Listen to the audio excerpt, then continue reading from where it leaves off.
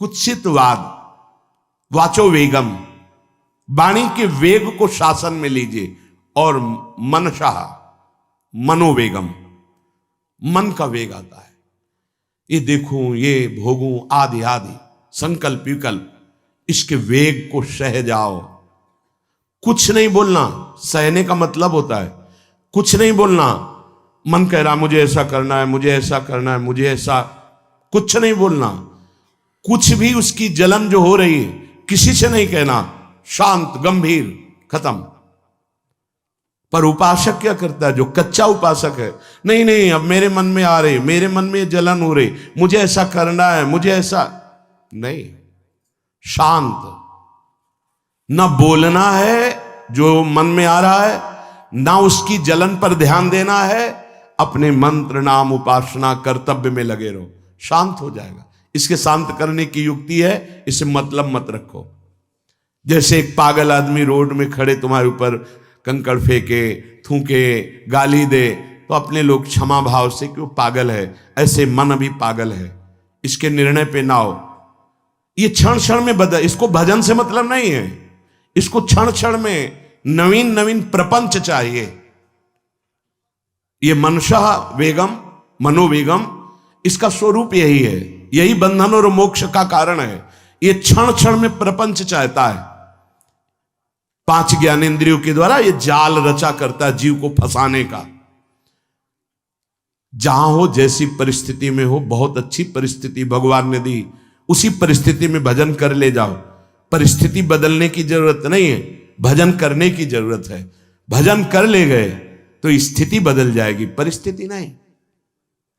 परिस्थितियां कहीं भी अनुकूल नहीं होती, स्थिति अनुकूल बनाई जाती। भजन के द्वारा स्थिति, जीवन में कभी कोई परिस्थिति ही ऐसी नहीं रही जिसमें भजन किया जा सके। जीवन में पूरे, अगर पूरे जीवन के तारतम्य को देखते हैं तो एक कष्ट की वेदी पर स्वाहा ही स्वाहा होता रहा है। जीवन की आहुति केवल कष्ट पर, और आज भी कष्ट ही कष्ट। फिर आप सोचोगे सुख किसे कहते हैं? ऐसे कांटों वाले पेड़ पर ऐसा सुगंधित फूल खिलता है कि जिससे परमात्मा मुग्ध हो जाता है। जीवात्मा नहीं, परमात्मा मुग्ध हो जाता है। वो ये मार्ग है। उस सुमन को लेकर वो अपने श्रृंगार में लगा लेते हैं। सुमन, सुंदर मन, ये कांटों पे खिलता है।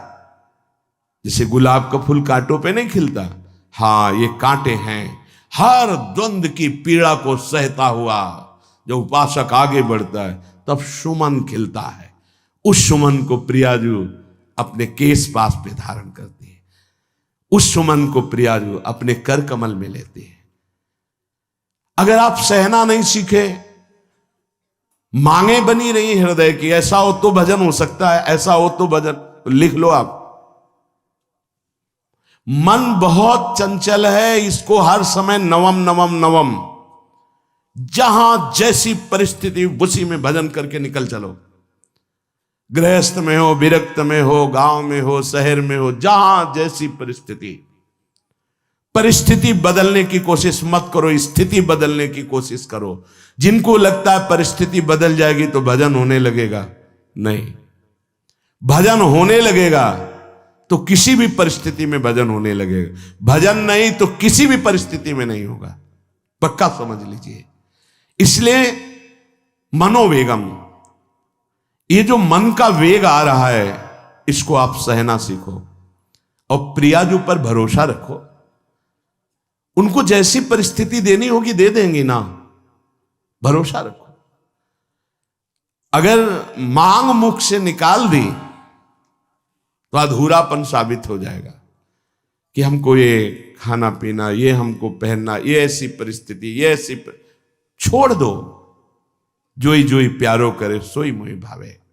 शांत हो जाओ, मन के वेग को सह जाओ। क्रोध वेगम, महाप्रभु कह रहे कुत्सितवाद विकार है। समस्त विकारों में प्रधान विकार होता है काम। काम से ही क्रोध का प्रादुर्भाव होता है। क्रोध एक वृत्ति है जो आने जाने वाली, स्थायी कोई नहीं है। जिस समय आपके अंदर क्रोध आए उस समय मौन होकर हट जाइए वहां से, तुरंत जाकर थोड़ा ठंडा पानी पिए, प्रभु के चरणारविंद की तरफ अपनी वृत्ति को ले जाने की कोशिश कीजिए। उस व्यक्ति से चिंतन हटाइए जिससे क्रोध आ रहा है, उस व्यक्ति की उस क्रिया से चिंतन हटाइए जिससे क्रोध आ रहा है, हट जाइए। ये क्रोध का वेग अगर आता रहा तो भजन करने पर भी अनुभव नहीं हो पाएगा। एक बार अच्छे से क्रोध आ जाए, अंदर हृदय जल जाए, तो 1 महीने भजन के प्रभाव को रोक देता है पूज्य बाबा के उसमें। फिर आप अगर 12 बार साल में आ गया तो क्या अनुभव में आ गया। इसीलिए 20-20, 50-50 वर्ष हो रहे हैं, कुछ अनुभव में नहीं आ रहा। बहुत सावधान। क्रोध हमारा नाश करता है, किसी और का नहीं। हमारे भजन का, हमारे हृदय के आनंद का, हमारी वृत्ति का बड़ा हल्का स्वरूप हो जाता है क्रोधी पुरुष का। इसलिए क्रोध को सहना है, उसके वेग को सहना है। वाणी के वेग, मन के वेग और क्रोध के। अगर क्रोध के वेग को सह गए तो अगला है हिंसा का वेग। वो अपने आप सह जाओगे, क्योंकि क्रोध से ही हिंसा होती है। हिंसा का वेग, वाणी के द्वारा बहुत हिंसा होती है। ऐसे कठोर वचन बोल दिए जाते हैं जो हृदय को चुभते रहते हैं। बाहर का डंडा लगा है, पिटाई हुई तो 2-4 दिन में ठीक हो जाएगा, लेकिन हृदय में जब पिटाई की जाती है कठोर वचन के द्वारा, तो 10 साल बाद अगर दिखाई दे तो फिर ये वो बोला था, ऐसा बोला था, वो हृदय में घाव बना रहता है। वाणी का हिंसात्मक स्वरूप प्रायः क्रोधी जनों में ही पाया जाता है। अगर क्रोध वेग को सह गए तो वाणी के द्वारा हिंसा नहीं होगी, और मन के द्वारा मलिन हृदय में हिंसा का भाव होता है कि चलो हम वैष्णव में मारेंगे तो नहीं, पीटेंगे तो नहीं आपको, लेकिन भगवान तुम्हारा नाश करेंगे, भगवान बहुत जल्दी, ऐसा भाव मन में, ये भी हिंसा है। शरीर के द्वारा तो ना वाणी के द्वारा, ना मन के द्वारा, ना शरीर के द्वारा। क्यों? उसके हृदय में भगवान बैठे हैं, हमको उनको रिझाना है, हमें निर्दोष होकर भगवत प्राप्ति करनी है। ये हजारों दोषों की पंक्तियां यहां हैं। कोई कह दे हम निर्दोष हैं, हमें लगता है कि यही सबसे बड़ा दोष है। नहीं तो अंदर देखा जाए ना तो क्रम क्रम से धीरे धीरे निर्दोष हुआ जा रहा है प्रभु की कृपा से। कोई जन्म से निर्दोष नहीं होता, वो तो अवतार होते हैं भगवान के। एक पद में था, शरण जिसको ले ली हृदय से लगा, और विषय पंख से धीरे धीरे, क्रमशः विषय पंख से धीरे धीरे उसको हटाया। हित जो महाराज जी के लिए आया, हमारे हृदय को धीरे धीरे निर्विषय किया जा रहा है। और सहत सहत बाढ़े भगत ग्रहतन गुरु हितगार, इन दोनों का मिलान कर धीरे धीरे सहाते सहाते हमें निर्विषय किया जा रहा है। आचार्य चरण, इष्ट देव, गुरुदेव कर रहे हैं, हमको राजी रहना है। जैसी परिस्थिति है, जैसी भी हमें गुरुदेव रख रहे हैं, इष्ट देव रख रहे हैं, हमें राजी रहना है। इससे क्या होगा कि हमारे अंदर क्रोध नहीं आएगा, गुस्सा नहीं आएगा। नहीं, ये इतना बेईमान मन है कि इष्ट देव पे भी गुस्सा कर सकता है, ये आचार्य पे भी गुस्सा कर सकता है, ये परम कृपालु गुरुदेव पर भी गुस्सा कर सकता है। क्रोध वेग सह गए तो वाणी और मन और शरीर के द्वारा जो हिंसा का वेग है उससे बच जाएंगे। फिर कह रहे हैं उदर वेगम, उदर वेग भूख। आप लोगों को तो हमें लगता है कि इस वेग को सहना ही नहीं पड़ता। ये जो विरक्त गंगा किनारे घूमने वाले हैं, इनको ज्यादा इस वेग को सहना पड़ता था, क्योंकि प्रायः कभी ऐसे शाम के समय पहुंचना होता, जब आप गंगा किनारे नहीं रुक सकते तो आश्रम, अब वहां पूछ लिया तो पूछ लिया, नहीं पूछ लिया तो राधे श्याम पढ़े। अगर कोई मंदिर मिल गया तो हम आश्रम आदि कोई खोजना ही नहीं, गांव में तो जाना ही नहीं है, क्योंकि नवीन अवस्था में कभी गांव में भिक्षा भी नहीं मांगी, आकाश वृत्ति का ही आश्रय लिया जो शास्त्र सम्मत। गांव में कभी पूरे जीवन में किसी गांव में किसी एक रात्रि किसी घर में कभी शयन नहीं। गांव के किनारे मंदिर मिला या कोई आश्रम संत जनों का, वहां भूख के वेग को जो सह जाए तो भजन में बहुत रुचि हो जाती, क्योंकि भजन से चित्त हटेगा तो भूख व्याकुल करेगी, और उसकी व्याकुलता से बचना है तो भजन में लगना पड़ेगा। और आपको सच्ची कहते हैं कि कई कई दिन भोजन न मिलने पर भी शरीर में गंगा जल के कारण कभी कमी महसूस नहीं हुई। जो दूध में पावर है उससे अधिक सामग्री गंगा जल में है। अब वो बहुत से ऐसे नगरों के समीप से गंगा मैया निकली जहां से बड़ी बड़ी फैक्ट्रियों का, तो नहीं, बहुत सुंदर गंगा जल, वो तो सुंदर है ही, था, है, रहेगा। अपने लोग बड़े बड़े ऐसे नाले ऐसे जिससे वो भाव तो है पर वस्तु तत्व तो है, पर जो दृश्य है वो अब गड़बड़ हो रहा है। ऐसे यही बड़ा नाला गिर रहा है सामने जाके, अब वहां ऐसे रज लेके ऐसे लगाओ तो दुर्गंध युक्त निकलेगी, क्योंकि वो ऐसे देखो तो ऐसे पदार्थ बहते नजर आ रहे कि अब ये दुर्भाग्य ही है समय का कि परम पावन गंगा यमुना जैसी नदियां जहां स्नान आचमन और भरपेट जल पीकर परम पवित्र और भगवदानंद में डूबा जाता था, वो भी सौभाग्य छिन रहा है। तो अगर सब सुविधा है तो भी हफ्ते 10 दिन में एक बार इस वेग को सहना तो सीखे। कस के भूख लगे और आज नहीं पाएंगे। एक दिन किसी व्रत का अनुष्ठान करने के लिए हम नहीं कह रहे, लेकिन इस वेग का आनंद तो लीजिए ना कभी। एक टाइम का छोड़ दीजिए, एक दिन केवल हफ्ते में सुबह थोड़ा ले लिया, बस अगले सुबह लेंगे थोड़ा, तो आपकी दिनचर्या नहीं बाधित होगी। आपको तो मिल रहा है ना, मिल ही नहीं रहा था। जो उदर वेग है, भूख में भजन का एक तार जुड़ता है, ये देखा है। क्योंकि ना तो नींद आएगी और ना कहीं और कोई प्रपंच की गुंजाइश है, क्योंकि उदर वेग जब भूख से व्याकुल जी होता है तो बचने के लिए एक ही उपाय है, केवल भगवत चिंतन। हटो उसके चिंतन से। ये पूर्व के संतों ने बहुत कष्ट पूर्वक भजन करके जो लाभ प्राप्त किया है वो आप लोगों को सहज में मिल। कभी कभी अपने को इससे परिपक्व करना चाहिए। जैसे शास्त्रीय पद्धति में महीना में 2 तो व्रत है ही हैं, 15 दिन में एक एकादशी, 15 दिन में एक एकादशी। वो इसीलिए रखा गया है सार्वजनिक रूप से कि वो संयम को ना कर पाए, तो 15 दिन में एक दिन संयम पूर्वक पवित्र भजन। अपने लोग जानबूझकर हफ्ते में एक टाइम छोड़ दें या एक दिन कभी ऐसे, तो उदर वेग को सहते हुए भजन। उदर वेग देख लो, उदर वेग को सहने के लिए तो अगला जो बात कह रहे हैं वो अपने आप सह जाओगे।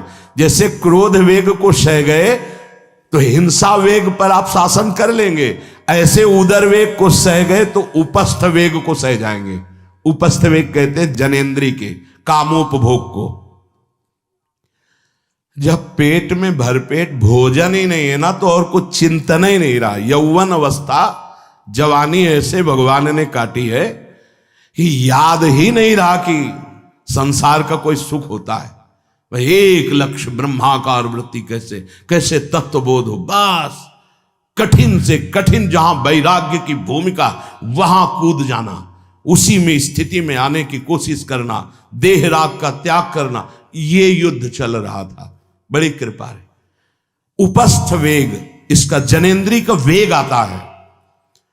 जो स्कूल में आदतें जिनकी गंदी हो गई बच्चों की, फिर आगे वो संयम में, उनको बहुत बाधा है। कई ऐसी क्रियाओं से वो जानकारियां रख लेते हैं कि जो अपना सर्वनाश करने के लिए पर्याप्त है। उपस्थ का जब वेग आए तो सहने की सामर्थ्य उसी की आएगी जो उदर वेग को सह जाता है। पक्का। किसी उपासक को देखा बहुत शरीर कृश हो रहा है, तो पूछा क्यों, भोजन क्यों नहीं करते, आप ऐसे कैसे हो रहे, पहले तो आप ऐसे नहीं थे, आप तो पहले बहुत स्वस्थ थे, फिर क्यों, कहा ऐसे नहीं, बताइए क्या, ज्यादा आवश्यकता नहीं है, जीने के लिए बस प्राण पोषण के लिए डाल लेते हैं, क्योंकि जो शांति चाहिए वो तो इतने से ही मिलेगी ना। बहुत सुंदर, बहुत प्रसन्नता आई, ठीक है, ठीक चल रहे हो आप, पर इतना पाते रहो कि सीढ़ियां चढ़ उतर ले, इतना पाते रहो कि आपका शरीर काम करे। बका हृदय में बहुत प्रसन्नता है, बहुत सुंदर। संयम में अपने आप को ले आना ये महात्मा का लक्षण होता है, चाहे स्त्री शरीर हो चाहे पुरुष शरीर हो। धन्याति धन्य, आप अपने आप को कस दीजिए, यही तो राग त्यागना ही। जो जवानी में अपने आप को जला दिया वो बुढ़ापे में चमकता है, ध्यान रखना। जो जवानी में उद्दंडता में समय व्यतीत किया वो बुढ़ापे में गंधाता है, ये भी ध्यान रखना। गंधाता वो अंदर जो दुर्गंध के पौधे थे ना, वो सब दुर्गंध फैलाते हैं। पूज्य श्री पंडित गया प्रसाद जी महाराज जी ने कहा, गृहस्थी में होते हुए भी 40 और 45 के बीच में काम विजयी हो जाना चाहिए, नहीं तो जीवन बिल्कुल बर्बाद हो जाएगा। जो कुछ गृहस्थ धर्म की सेवा है 40-45 के बीच तक हो जाए, मतलब 20 से 25 से ब्याह हुआ आपका, 40-45 तक लड़का बच्चा, इसके बाद अखंड ब्रह्मचर्य धारण कर लो। 40-45 से संयम में हो जाओ तो तुम्हारा जीवन सार्थक हो जाएगा। पूज्य पंडित गया प्रसाद जी महाराज, बहुत जरूरी है उपस्थ जनेन्द्री के वेग को सहना। पर हर वेग अपने आप में बहुत कठिन है, पर एक दूसरे से इसका तारतम्य है। यदि उदर वेग रसेंद्री को आप शासन में ले लिए तो जनेन्द्री को आप शासन में ले लेंगे, और अगर रसेंद्री को शासन में ले लिया तो जनेन्द्री को शासन में ले सके असंभव, पक्का। और जनेन्द्री रसेंद्री के सब खिलवाड़ चल रहे, तो परमार्थ और भगवत प्रेम प्राप्ति तो सब अभ्यास जिनका भगवदाकार हो गया है, वो विषयान ग्रहणम तो मुंचंत हुआ। जब इंद्रियों पर शासन बाबा ने अपने किया तो 24 घंटे में एक कवल पाते थे, एक कवल, आश्चर्य होता है। ऐसे सामने दाल रोटी सान ली गई और एक कवल जितना, बाबा सिद्धासन पद्मासन का से। और जब भगवदानंद ब्रह्मानंद में 70 घरों में एक दिन में भिक्षा में जाते थे, एक दिन भिक्षा। अब वहां गए तो एक कवल तो पाया ना, तो 70 कवल हो गए। विषयान ग्रहणंत मुंचंत हुआ, कोई फर्क नहीं पड़ा। पर हम क्या होता है कि स्थिति होती नहीं तो सिद्धों की नकल करने लगते नहीं। पहले हम साधक हैं, पहले हमारी इन वेगों पर विजय प्राप्त करने की वृत्ति आनी चाहिए। वाणी का वेग, मन का वेग, क्रोध का वेग, हिंसा का वेग, उदर का वेग और जनेन्द्री का वेग, एतान वेगान सहते यस्तु विद्वान। वही शास्त्रों के रहस्य को जानने वाला परमार्थी है जो इतने वेगों को सह जाए। निंदा चास्य हृदयम नोपहन्यात, इसके बाद जब उसकी निंदा हो तो उस पर कोई फर्क नहीं पड़ना चाहिए। इसके बाद जो इन सब वेगों को सह गया है, अब उसकी निंदा हो रही, कोई निंदा कर रहा है तो उसको आनंद पूर्वक सह जाए। ऐसा क्यों कहा? इसके बाद अगर दोष है, निंदा हो रही, तब तो संभालना ही, ये गलती हो गई आपसे। जब आप दोष रहित है फिर निंदा हो रही तो आनंद पूर्वक आपको उसका विरोध नहीं करना, सहना है। क्योंकि ये सहना बिल्कुल भगवत साक्षात्कार के नजदीक ले जाएगा। देखो, अपमान, निंदा, तिरस्कार, असलियत में हम कैसे साधक हैं इन्हीं के द्वारा परिचय होता है। पूज्य स्वामी श्री अनंग बोधाश्रम स्वामी जी महाराज बड़े महापुरुष थे, जिनको स्वयं करपात्री जी महाराज मूर्तिमान ब्रह्म कह के साष्टांग दंडवत करते, दिगंबर रहते थे, नंग दड़न, केवल गंगा के ही तट पे। वो महीने 2 महीने में और कहीं नहीं जाते थे। एक बड़े वकील साहब थे, वो भिक्षुकों को रोटी दाल ऐसे रोज बंटवाते थे, उनकी पंक्ति में लगने जाते थे। महीने 2 महीने में एक बार पंक्ति में लगते थे जाके, नंग धड़ंग अवधूत वेश जटाएं, और जरूर ऐसी चेष्टा करते थे जिससे उनको धक्का मुक्की लगा दी जाए।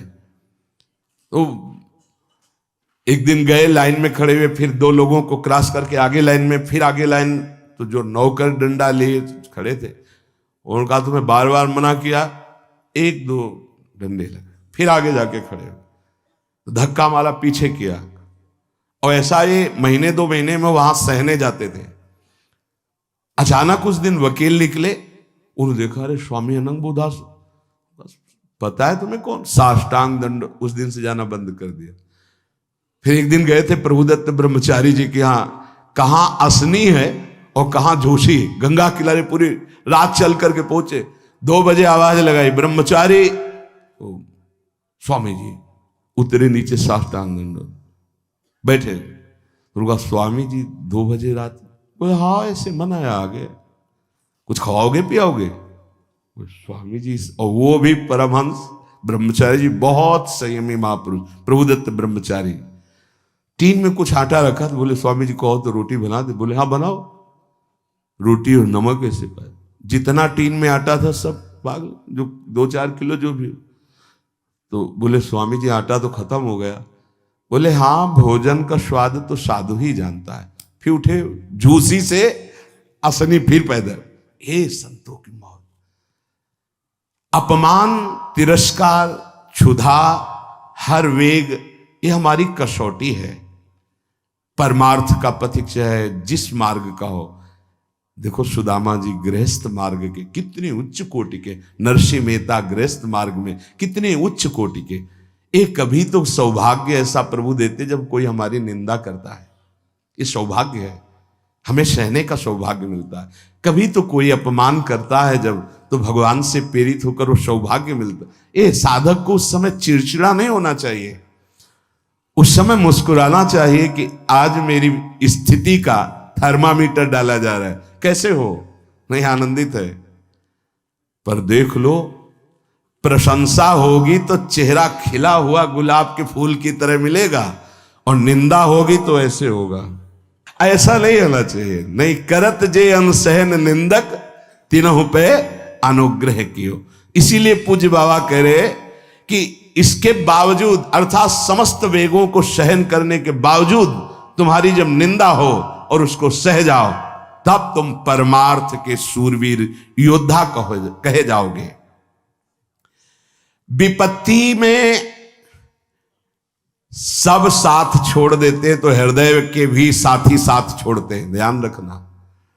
जब विपत्ति आती है तो मन भी साथ देना बंद करने लगता है, विपरीत जाने लगता है, बुद्धि भी विपरीत जाने लगती है। इसलिए जो विपत्ति में अपने धैर्य और साहस को ना खोकर अपने सिद्धांत से चलता है उसे महात्मा कहते हैं, चाहे वो गृहस्थ हो चाहे विरक्त हो। ध्यान दीजिए, संपत्ति में, अनुकूलता में तो सब सावधान होने की कोशिश करेंगे, बड़ी कृपा है भगवान की। यहां कहने विपत्ति में सब साथ छोड़ते हैं, ये जीवन में देखा है। विपत्ति में ना तो बाहरी कोई साथ देता है और ना मन साथ देता है, उस समय भजन साथ देता है, भजन। विपत्ति में हृदय को जो दृढ़ रखे, धैर्यवान और साहस बिल्कुल ना गिरने पावे, आगे बढ़ो, नाम जब तुम्हारा भजन वैसे ही चलना चाहिए, तब समझना चाहिए कि हमारी साधना परिपक्व। विपत्ति में कोई साथी नहीं होता, देखा गया है, कोई साथी नहीं। मन भी धोखा दे देता है, मन भी, अपना मन भी साथी नहीं, उस समय केवल भजन साथी होता है। तभी विपत्ति को कुंती जी ने मांगा, क्योंकि उस समय एक ही साथी होता है, हरि बस। संपत्ति में तो बहुत साथी मिल जाएंगे, अब तो साथी ही साथी हैं, जिधर देखो उधर साथी हैं। और उस समय तो जिधर देखो उधर केवल हरि है, दूसरा कोई है नहीं। ये बड़ा सुख मिलता है जब तिरस्कार और विपत्ति एक साथ होती है, तो सीधे प्रभु से फोन में बात होती, सीधे प्रभु होते हैं कि आपके सिवा को। इसीलिए बहुत प्रवीण है कुंती माता, इसीलिए कहा कि मुझे विपत्ति दीजिए जो हर कदम में आपका स्मरण कराती है। अच्छा, प्रभु जब कृपा करते हैं तो ऐसी विपत्ति देते हैं कि अंतिम श्वास तक वो बनी ही रहती है, अंतिम श्वास तक बनी रहती है।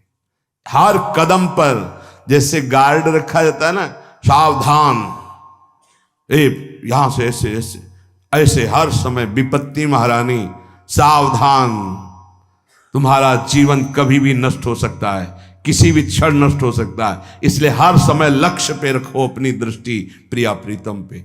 ये कृपा होती। तो उपासक को जब विपत्ति मिले, सब साथ छोड़ दें, मन भी ना लगे, तब धैर्य और साहस दोनों को सुरक्षित रखते हुए साधना में समय आया है, परीक्षा आई है, फेल मत हो, धैर्य पूर्वक डटे रहो, निकल जाएगा। ये तूफान है, मन का तूफान है, माया का तूफान, निकल जाएगा, आगे बढ़ो। अगर भूल गए तो इससे बड़ी कोई हानि नहीं होगी, ध्यान देना।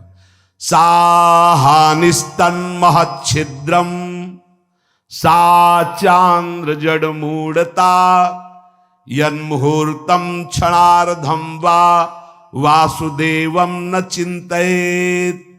अय उपासक, वो मुहूर्त, वो आधा क्षण जिसमें आप अपने प्रभु को भूल गए, किसी भी प्रकार से अपमान को देखकर, निंदा को सुनकर, विपत्ति के चक, सबसे बड़ी हानि हो जाएगी। आधे क्षण के लिए भी प्रभु को नहीं भूलना। सबसे बड़ी त्रुटि अंधापन, जड़ता, मूर्खता होगी कि उपासक निंदा सुनकर अपमान की परिस्थिति में या विपत्ति में अपने प्रभु को भूल जाए। नहीं, एक क्षण के लिए भी नहीं, ना संपत्ति में भूलेंगे और ना विपत्ति में भूलेंगे। जो उपासक है वो ममता शून्य होता है, इसलिए उसका भजन नहीं रुक सकता। न शरीर पे ममता है, न किसी संबंधी पे ममता है। तो विपत्ति किस पे आएगी? इन शरीरों पर ही तो आती है। विपत्ति किस पे आएगी? संबंधों पर ही तो आएगी। तो उसका भजन क्यों नहीं रुकता? क्योंकि ममता शून्य है। इसीलिए इस ममता पर प्रहार गुरुदेव करते हैं, आचार्य शास्त्र करते हैं। ममता शून्य बनो, अपनी ममता केवल प्रियालाल से, तो भारी विपत्ति में भी हमारी ममता सुरक्षित श्यामा श्याम से, उनका चिंतन चलता है। एक एक कदम पर वो मुस्कुराते नजर आते हैं जब किसी का सहारा नहीं होता, किसी का भरोसा नहीं होता, कोई अपना नहीं होता है। ये जानबूझ करके किया जाता है, नहीं तो संसार में सबके कुछ न कुछ अपने होते हैं। संसार में कुछ न कुछ सपने होते हैं और कुछ अपने होते हैं। जानबूझकर सब सपने मिटाए जाते हैं और सब अपनेपन मिटाए जाते हैं। हमारा स्वप्न भी प्रभु होते, कल्पना, भावना, चाहत, गति, जो हमारे प्रभु होते हैं, और हमारा अपनापन भी प्रभु से होता है। अब व्यवहार में सब अपने हैं। अब देख लो, पहले एक बार अपनापन हटाया, ममता हटाई, प्रभु के चरणों में रखी। इसके बाद अब सबसे प्रभु भाव से नाते नेह राम के मने, अब कोई फर्क नहीं। पर अभी ममता से समता में नहीं पहुंचे, इसलिए ममता हटानी है। एक बार हटाओ, अपने शरीर से, अपने संबंध से, अपने इंद्रियों के भोगों से ममता हटाकर श्री जी के चरणों में। एक अहमता ममता ये जग में है दुखदाई, ये जब श्री जी की ओर लगे तो होत परम सुखदाई। उपासक को क्यों विघ्न नहीं पड़ता भजन में? क्योंकि उसकी कहीं ममता ही नहीं होती। अमुक पधार गए, वो तो मृत्यु लोक है, जाना ही है, राधा राधा राधा। बलराम ब्रजवासी बताते हैं कि उनके बगल में एक गृहस्थ भक्त थे, तो उनका पुत्र मथुरा गया तो एक्सीडेंट से पधार गया, और उनके 4 घंटे जब का नियम